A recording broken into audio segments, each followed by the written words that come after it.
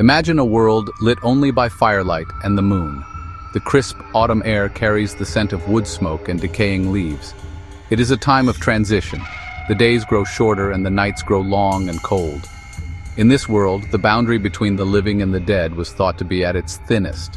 This was a night when spirits could walk the earth. It was a time of fear fascination, a moment when the natural world seemed to touch something supernatural. This shimmering veil between worlds is where our story begins on a night we call Halloween. This powerful idea did not begin with plastic skeletons or bags of sweets. It started with ancient people. They were deeply connected to the rhythm of the seasons. The end of the harvest was a crucial time. This ancient festival was known as Samhain.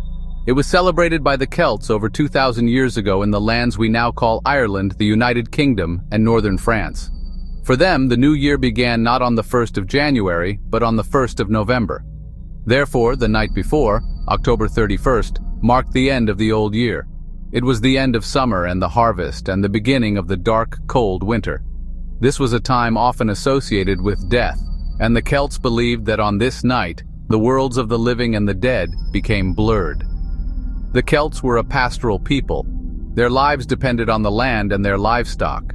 During Samhain, they would build enormous, sacred bonfires. These were not for warmth alone. The fires were a central part of their rituals. People would gather to burn crops and animals as sacrifices to the Celtic deities. As the Roman Empire expanded, it conquered much of the Celtic territory. For 400 years, they ruled these lands, and their traditions began to merge with those of the Celts. The Romans had their own festivals to honor the dead. One was Feralia, a day in late October when they commemorated the passing of the dead.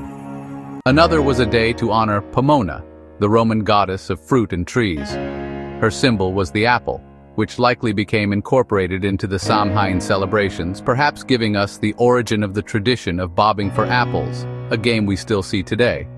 Later, a new and powerful influence arrived: Christianity. As it spread throughout the Celtic lands, it sought to reshape and replace the older pagan festivals. In the 7th century, Pope Boniface IV designated November 1st as All Saints' Day, a time to honor saints and martyrs. The story of Halloween, takes another great leap across the Atlantic Ocean.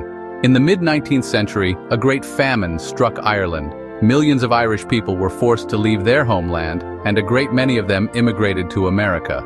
They brought with them their rich heritage of stories and traditions, including their own unique version of Halloween.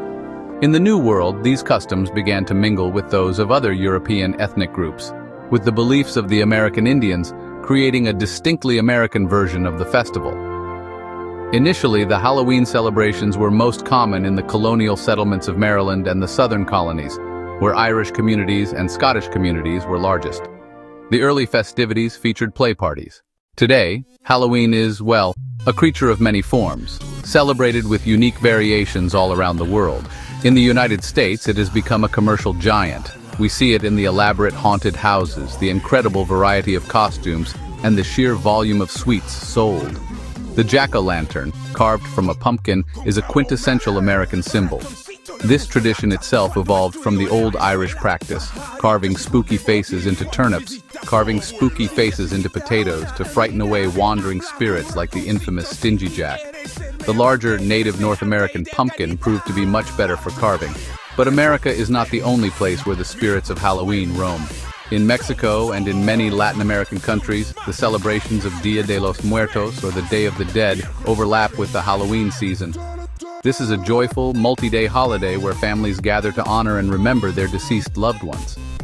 In Japan, the city of Kawasaki hosts one of the largest Halloween parades in the country, where thousands of people showcase incredibly detailed and creative costumes. And so, this ancient festival continues to fascinate us.